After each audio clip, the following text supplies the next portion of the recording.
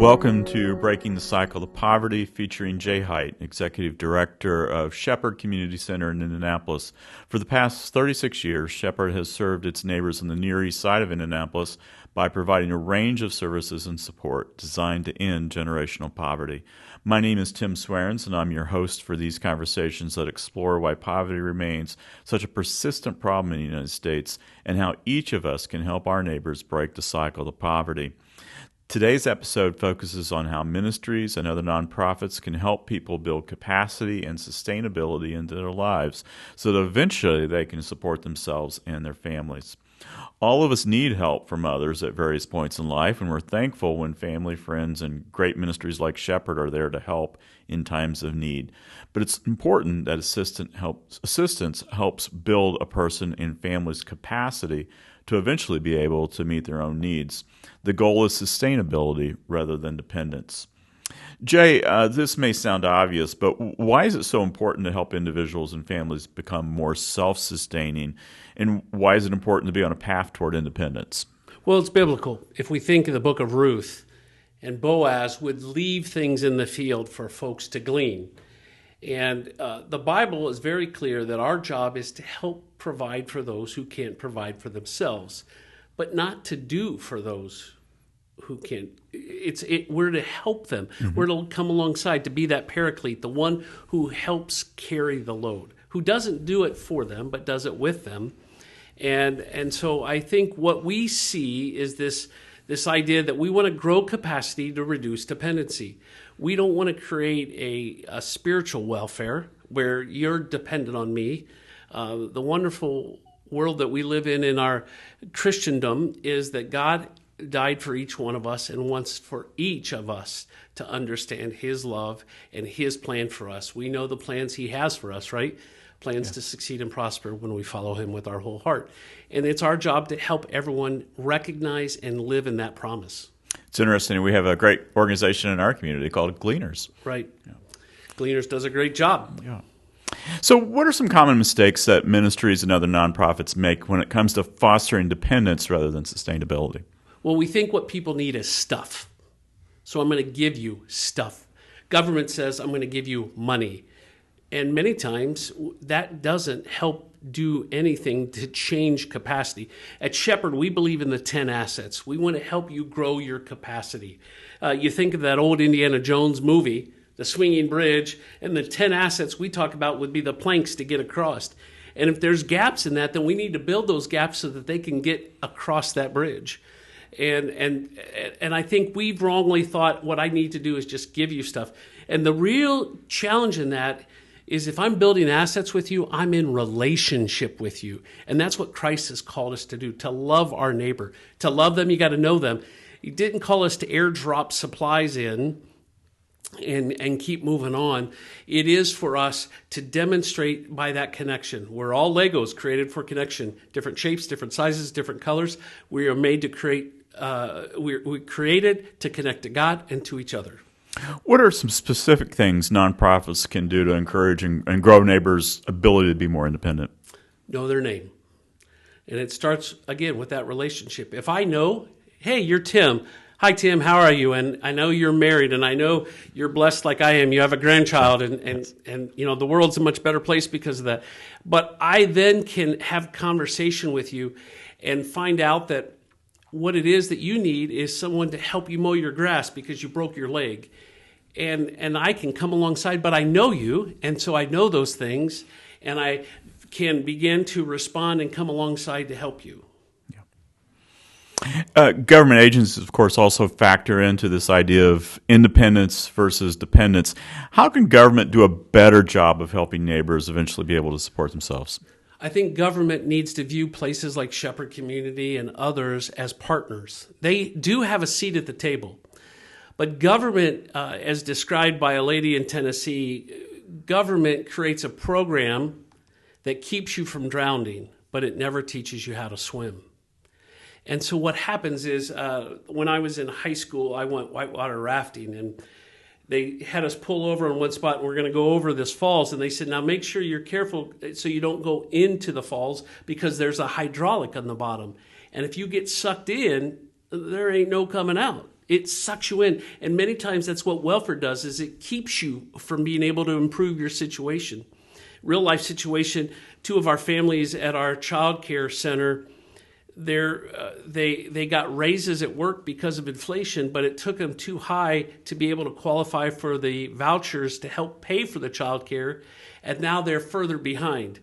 And so government doesn't have the ability to have a variable nature to that. You and I could say, okay, Tim, you know what? If you need a little bit more, I can help you a little bit more because I know you. Government has to make decisions for the masses. Mm-hmm. Ministries like Shepherd can make decisions for the individual.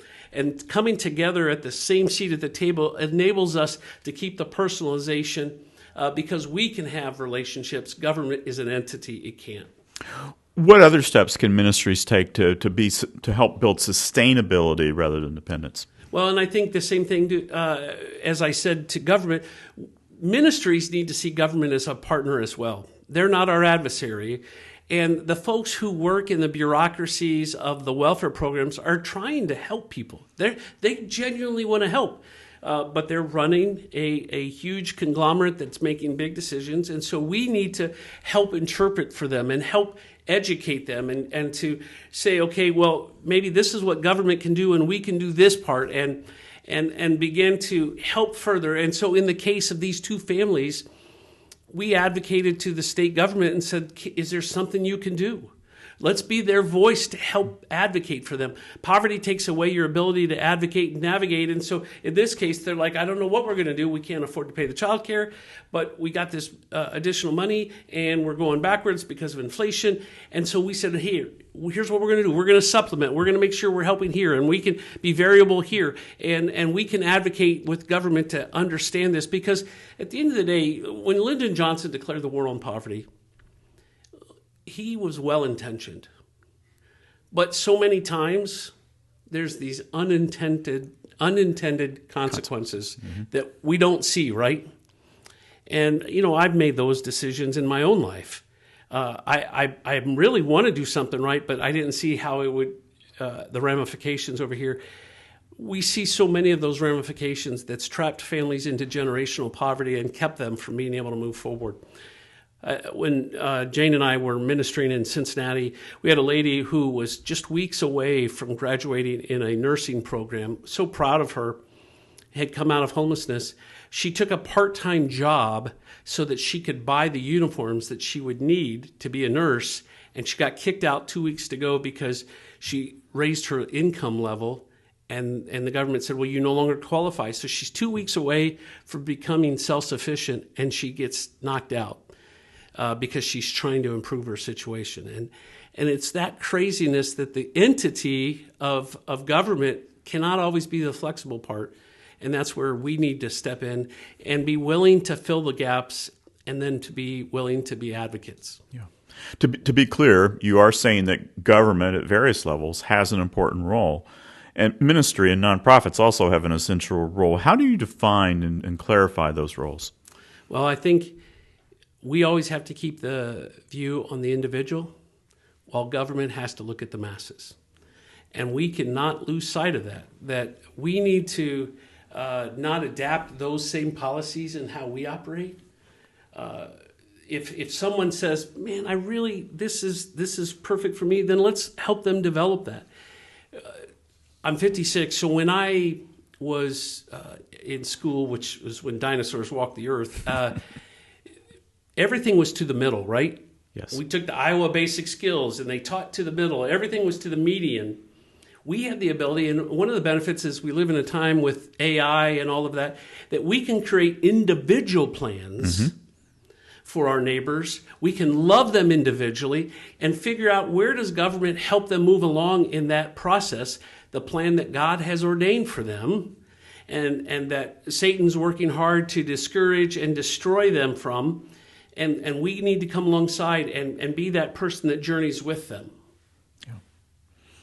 So working with government agencies can be complicated, sometimes even frustrating. What approach do you take in working through those complications to achieve results? I'm a Christ follower first. I'm not a Republican. I'm not a Democrat.